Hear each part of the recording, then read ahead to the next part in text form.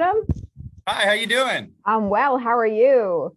I'm doing great. I love the name Charlie for a girl, by the way. Oh, thank you. Yeah, I guess I try not to take offense that my dad wanted a boy, but No, we were talking about names for babies the other day, and Charlie is like on top of one of my top names for a so girl. wait a minute. You just got engaged and you're already talking about baby names. You're Well, you're a you know, fast mover. you gotta stay ahead of these things, just to, you never know. So Yes. So what about boys? Did you talk about boy names? Would you do a junior? we haven't really, I don't think I do a junior. Yeah. We haven't really talked about boy names, and for some reason I love boy names for girls. Like those are my Oh, right. favorite. Like I'd love to have like a Dylan Doleac, like a something Dylan Yeah, that's a yeah. girl. But no, I haven't really gotten to a boy name yet. So So I'm not that forward thinking yet. my daughter's name is Melody because I love music, but we call her Mel. So like she's got a boy's name, I have a Yeah. boy's name, and ironically, my son is Dylan, which you called for a girl. So I mean, I I'm like your sorry whole to tell. family's names. Yeah, perfect. Yeah. We're hanging out.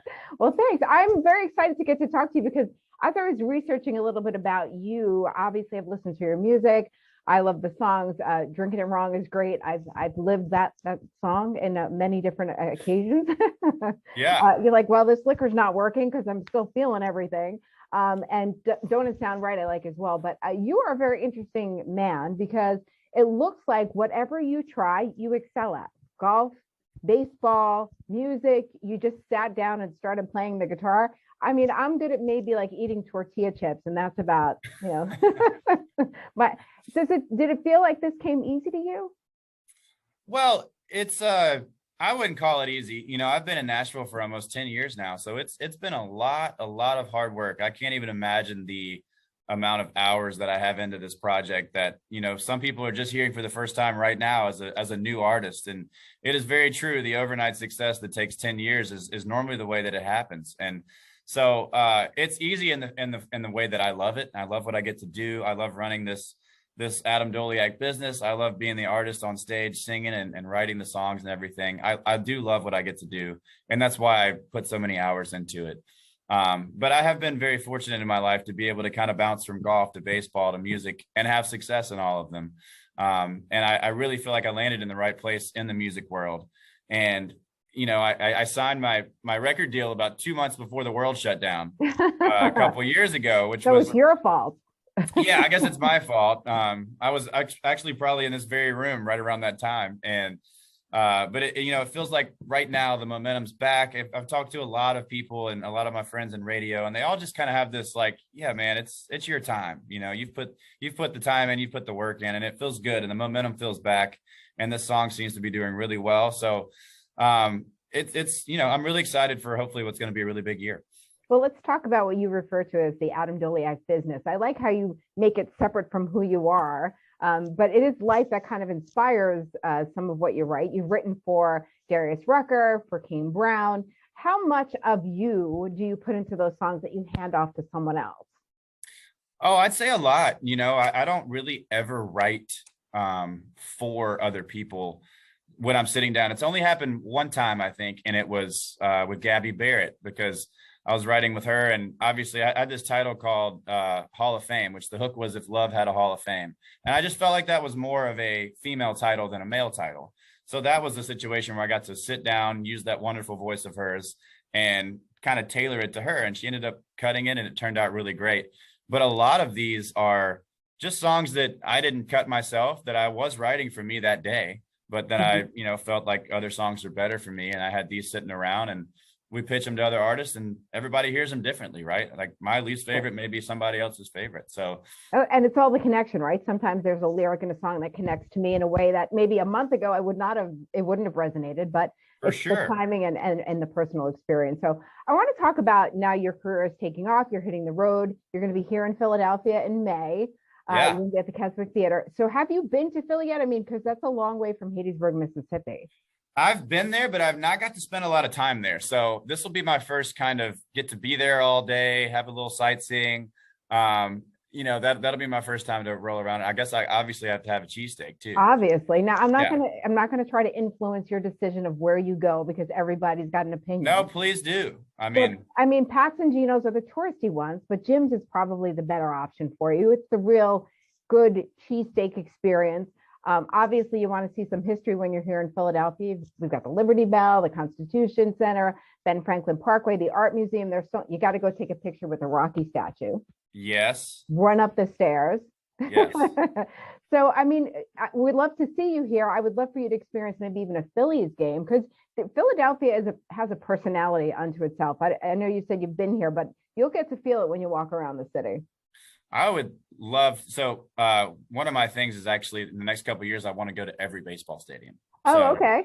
Yeah. So I love any chance. And I got to play in the Cape Cod. Do you know what the Cape Cod League is? I don't. Is it like a farm league? It's like the top of the top summer league baseball. So that's where all the pro scouts are. All the cities are in the Cape Cod along the East Coast over there. Okay. And so I got to meet so many of these guys that were so freaking good, and they're all still playing in the pros. So I have to check and see if anybody I know is on the Phillies and see if I can. Well, so opening day is Thursday. Well, let me ask you this: who do you root for? What team is your home team? Well, I grew up a Braves fan from Mississippi. I was that was the closest team, and Chipper Jones was my guy. I grew up in New York City. I'm a Mets fan. So, okay. But we have that connection. I'm not going to let the Braves thing get in our way. Jerry Seinfeld's a huge Mets fan too, which I'm a big Jerry Seinfeld fan. So you know the heartache of supporting a team that breaks your heart every time. Every year you start out with that hope and that dream, and then they shatter it. For sure. Not unlike what the music business can do to a lot of folks. And let's bring it back to how your dreams coming true. You watched the Grammys last night? I didn't catch many of them, but I heard good things. Is that a goal, to get on that stage, either performing or receiving an award? Is that like the ultimate for you? Would that be what you'd want to achieve? Absolutely. I mean, the awards and everything are obviously really nice. My goal has always been to sell out stadiums, to play music for that many people at night. And I think all that kind of comes with that, obviously. Mm-hmm. But I would love to be there. I have large dreams and expectations, and have a notebook full of ideas and things I want to do with this career if it gets to the point that I want it to get to. So I sometimes watch those things, and then sometimes not, because sometimes they can be inspiring and sometimes they make me go, well, why am I not there yet? What's going on? You know what I mean? But I heard that it was a lot of joy last night, and a lot of good speeches, and people just happy to be in the same room again, which I love. Yeah, which was great. Great performances. And of course, live music is always a great thing. That's why we're looking forward to having you roll into Philadelphia May 12th. You're going to be performing at the Keswick Theater, so we hope to see you there. And I suggest, if you've not listened to Adam's music yet, that you check it out, open up and stream some of the songs. Drinking It Wrong is a great song, and it's got a feel-good vibe to it, even if it's about knocking them back. But I think it's got that fun summer feel. If you're going to be heading down the shore this summer, we'll be cranking out of the radios. We look forward to hearing you. I'm so excited that I got to talk to you, because really was intrigued by what your life has experienced so far. And I'm looking forward to seeing you take center stage. Now, we've heard your music take center stage, but now you're going to get to step out there. Congratulations on the engagement. And by the way, you have to see the video of what Adam did. It was so romantic. Was that like, how are you going to top that for a wedding, Adam, by the way? The engagement was off the charts. Well, I figured that, first of all, it took me almost 5 years to propose. So I had to make it seem like I was planning it the entire time. So I had to go pretty big. But we did. I got a lot of people that thought we actually got married that night, because the pictures, they thought that they saw a wedding and not an engagement. But we're going to keep it pretty simple for the wedding. And I figured that's more of her day, and I get to plan the engagement. So we're going to keep it pretty simple, and then kind of do whatever will make her happy for the wedding. And congratulations on the wedding. Congratulations on the engagement. Congratulations on the music. We can't wait to see more from you. You got a couple of big years coming up, and I fully expect that announcement when Charlie arrives, that you let me know a namesake has been born. Absolutely. I'll let you know when Charlie's here, and you tell Dylan I said hello. Okay? Absolutely. It was so great to talk to you, and best luck, and we'll see you May 12th here in Philadelphia. Yeah, I got you a couple tickets. You let me know. Can't wait to see you. Thank you. All right. Bye. Take care. Bye.